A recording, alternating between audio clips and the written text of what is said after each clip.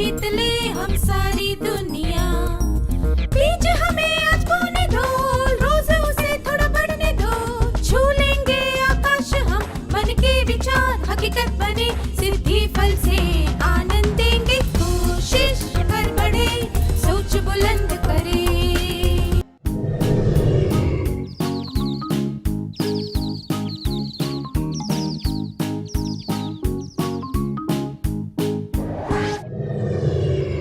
नमस्ते छात्रों, आप सबसे फिर से मिलकर खुशी हुई। अब तक हमने रचनात्मकता बढ़ाने के कुछ तरीके देखे, जैसे कि रूपक, निमोनिक के लिए कहानी बनाना, परछाई से आकृतियां बनाना, शब्द श्रृंखला, शब्दों को नए शब्दों से बदलना, विज्ञापन। क्या हम एक और तकनीक देखें? अगली तकनीक है अभिनय। क्या आपने टिमटिम तारे के सत्रों के दौरान पूरे उत्साह के साथ अभिनय किया है? जब आप अभिनय करते हैं तब आपको कैसा लगता है? इसके क्या फायदे हैं?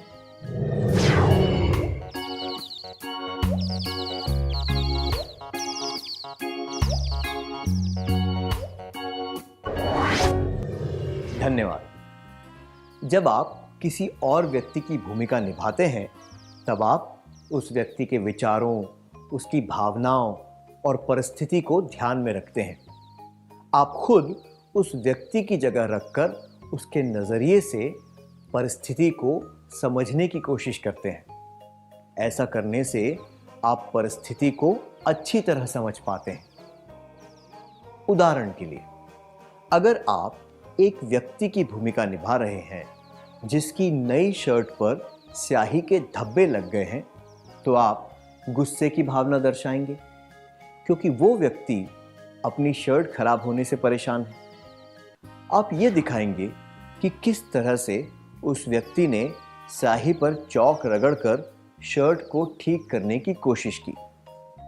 जब इससे काम नहीं बना तो उसने धब्बे को छिपाने के लिए अपनी किताब से ढक दिया। जब टीचर ने इसके बारे में पूछा तो उसने धब्बों के बारे में बताया और टीचर से अनुमति ली ताकि वो शर्ट को धो सके या बदल सके। इस भूमिका को अच्छी तरह निभाने के लिए आपको उसी समय रचनात्मकता से सोचना होगा। जब तक आप ये अभिनय अच्छी तरह करेंगे तो आप स्थिति को भली भांति समझ पाएंगे और दूसरों को अभिनय द्वारा अच्छी तरह समझा पाएंगे। इससे शायद आपको ये सीख मिलेगी कि ऐसी परिस्थिति की नौबत नहीं आनी चाहिए। इससे रचनात्मकता, निर्णय लेने का कौशल और समस्याओं को हल करने का कौशल भी विकसित होगा। ये अच्छी तरह समझने के लिए क्या हम दो अभिनय करें? ये रही पहली परिस्थिति। नंदिनी की दोस्त ने उसे अपने घर एक दावत के लिए बुलाया है, पर नंदिनी के घर विदेश से कुछ मेहमान आए हैं। आमतौर पर वे लोग 3 सालों में एक बार भारत आते हैं। नंदिनी की दोस्त ने फिर भी बहुत आग्रह किया कि उसे दावत में आना ही होगा और अगर वो नहीं आई तो उसे बहुत बुरा लगेगा। इस परिस्थिति में नंदिनी को क्या करना चाहिए? क्या आप दोनों नंदिनी और उसकी दोस्त की भूमिका निभा सकते हैं?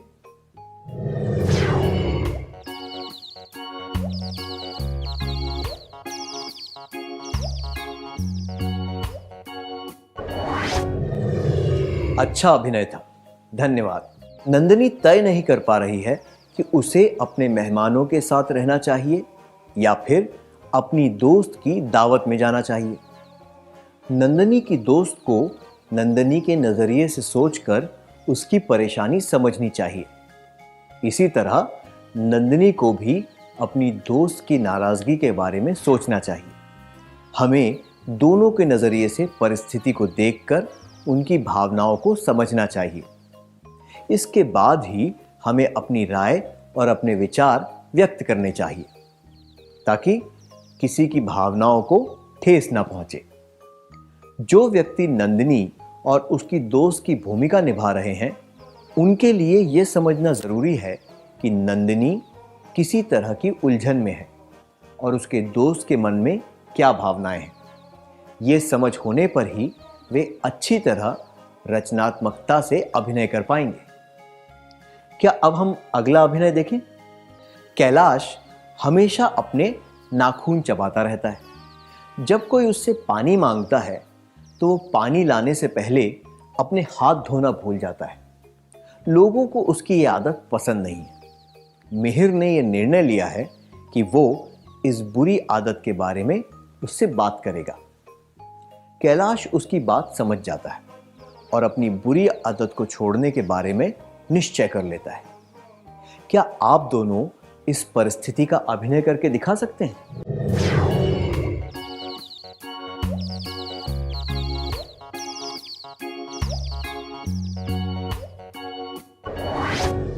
बढ़िया अभिनय था, धन्यवाद।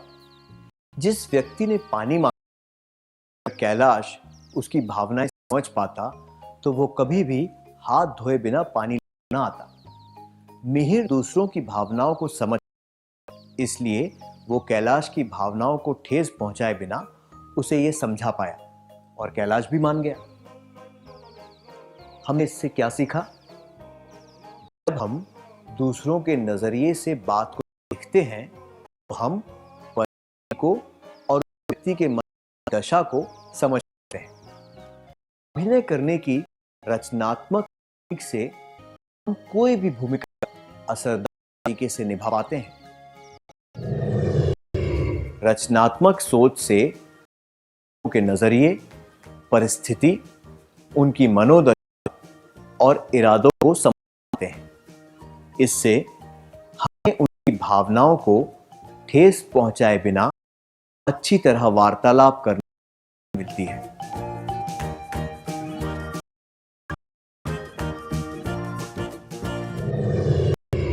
क्या हम एक और तकनीक के बारे में सीखें? चीजों को इस्तेमाल करने के नए नए तरीके ढूंढना, यही है तकनीक। आपकी मेज बहुत हिलती है। आप मेज को थोड़ा सा सरका देते हैं, ना हिले। फिर आपको लगता है कि फर्श समतल नहीं है, इसीलिए आपकी मेज हिल रही है। अब आप क्या करेंगे?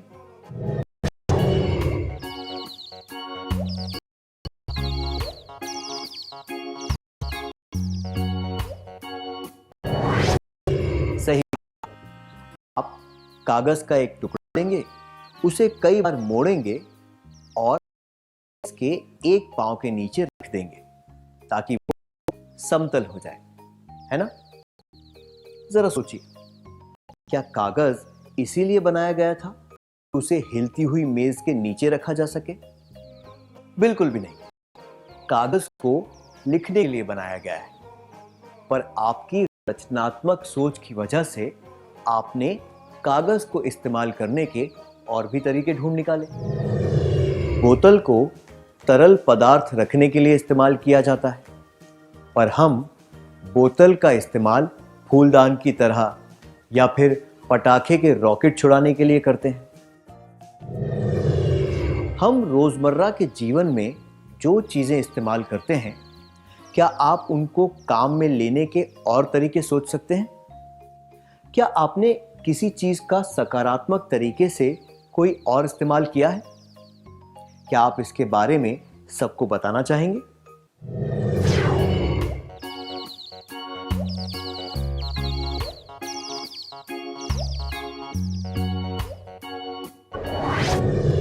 ये बहुत रचनात्मक था।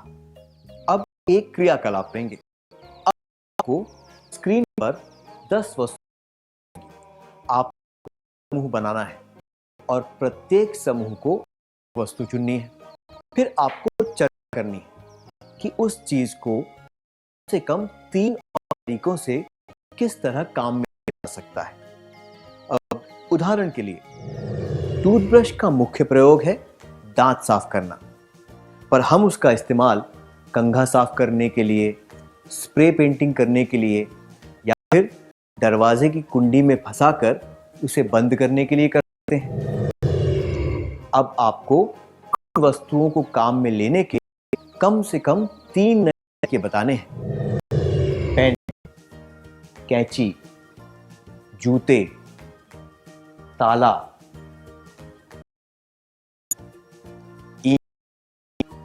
चटाई, चमड़े का बैग, किताब और फूल।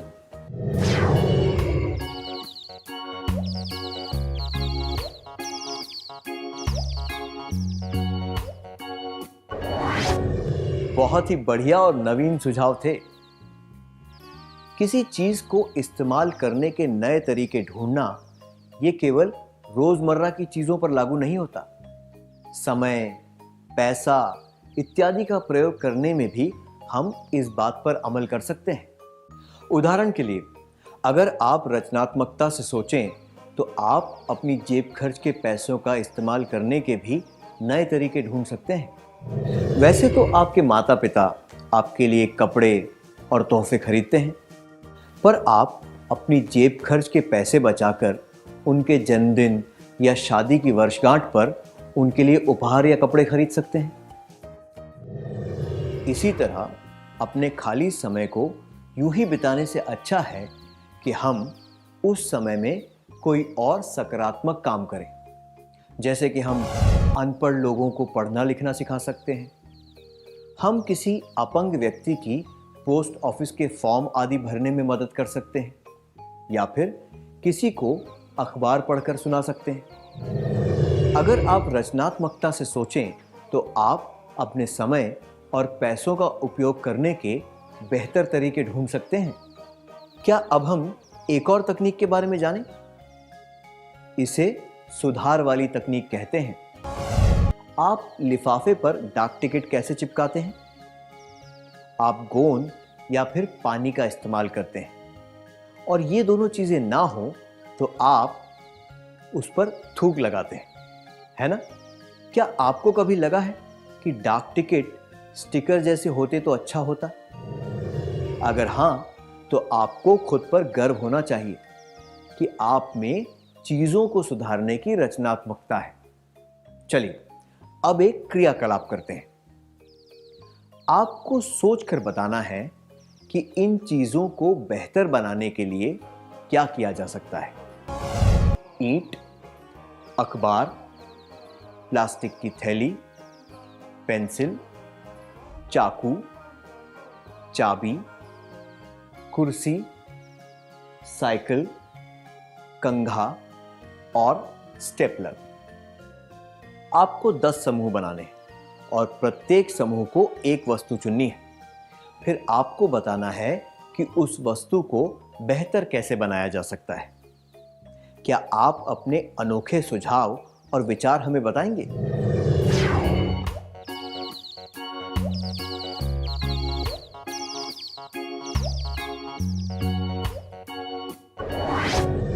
बहुत अच्छा प्रयास था। क्या आप इनको बेहतर बनाने का कोई भी सुझाव नहीं दे पाए? तो इसमें चिंता की कोई बात नहीं है। अपने दिमाग को सतर्क रखिए। जब भी आपको कोई अच्छा विचार सूझे तो आप उस पर काम करना शुरू कर सकते हैं। हो सकता है कि आपके अंदर का एडिसन जाग जाए। हम इस तकनीक का प्रयोग करके रोजमर्रा की चीजों में सुधार ला सकते हैं। हम इस तकनीक का प्रयोग अपनी योग्यताओं, सपनों और लक्ष्यों को बेहतर बनाने में भी कर सकते हैं। जब कोई गाना बजता है तो आप उसके साथ गाना गुनगुनाने लगते हैं, तो इससे आप अपनी गायन की योग्यता को पहचान पाते हैं। कटते हुए पेड़ों को देखकर आपको तकलीफ होती है, तो इससे आप ये पहचान पाते हैं कि आप भी वातावरण के संरक्षक बनना चाहते हैं। आपको अपनी योग्यताओं और गुणों को पहचानना चाहिए। रचनात्मकता से सोचकर उन्हें सुधारने की कोशिश करनी चाहिए। इन सब रचनात्मक विचारों पर तुरंत अमल शुरू करना चाहिए। उदाहरण के लिए, आपके मन में जो भी विचार चल रहे हैं, अगर आप उन्हें लिख दें तो आप अपनी इस योग्यता को सुधार सकते हैं। इससे आपको भविष्य में अच्छा लेखक बनने में मदद मिलेगी। ऐसे तरीकों के बारे में सोचिए जिनसे आप अपने परिवार की और समाज की मदद कर सकते हैं। फिर उन तरीकों पर अमल कीजिए। हमने इससे क्या सीखा? रचनात्मक सोच से हम चीज़ों को इस्तेमाल करने के नए तरीके ढूंढ सकते हैं, चीज़ों को बेहतर बना सकते हैं।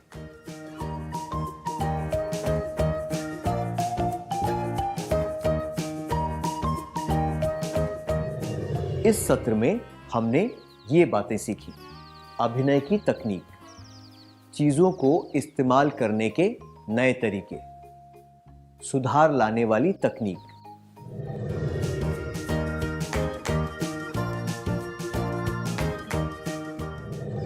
अगले सत्र में हम कुछ और तरीकों के बारे में सीखेंगे। क्या अब हम सत्र का सार संक्षेप कर लें?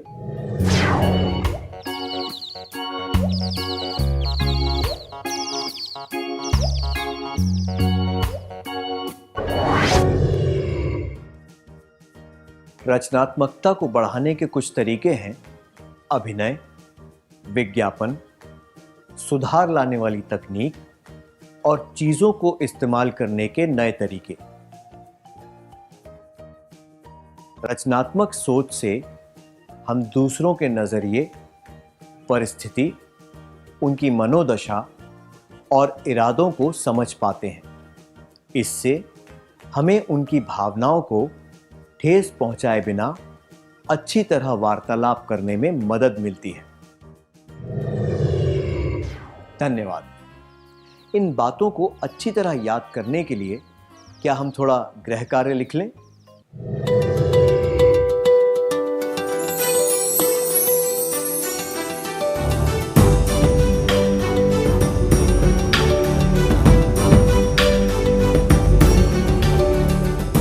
प्रश्न 1। क्या आप इन चीजों को सकारात्मक तरीके से इस्तेमाल करने के नए तरीके बता सकते हैं? मोबाइल फोन, फूलदान, ईंट, पेड़ और टीवी। प्रश्न 2। अपने माता पिता के साथ जो आपका रिश्ता है उसे सुधारने के तरीके आपको ढूंढने हैं।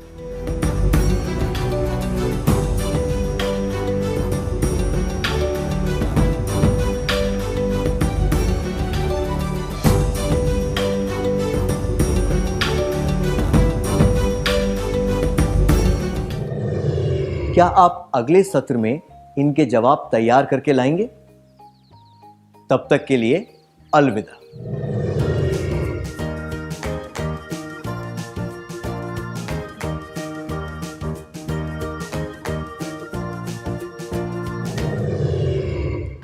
नमस्ते छात्र, आपका स्वागत है।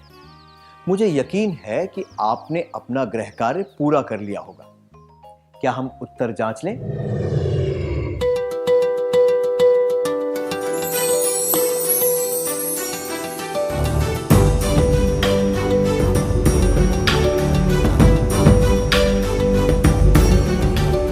प्रश्न 1।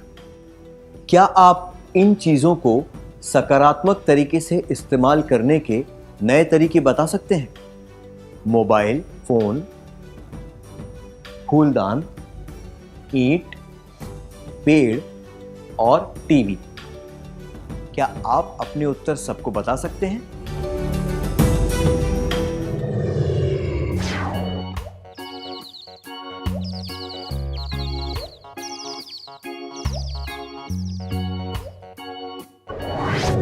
प्रश्न 2। अपने माता पिता के साथ जो आपका रिश्ता है उसे सुधारने के तरीके आपको ढूंढने हैं। क्या आप अपने उत्तर सबको बता सकते हैं?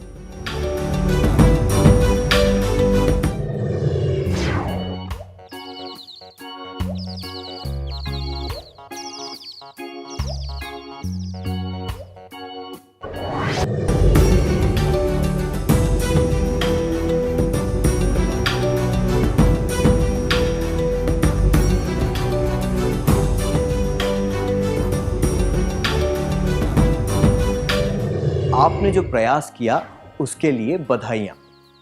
आशा करते हैं कि आपकी रचनात्मक योग्यताओं से आपके परिवार को और समाज को बहुत फायदा होगा।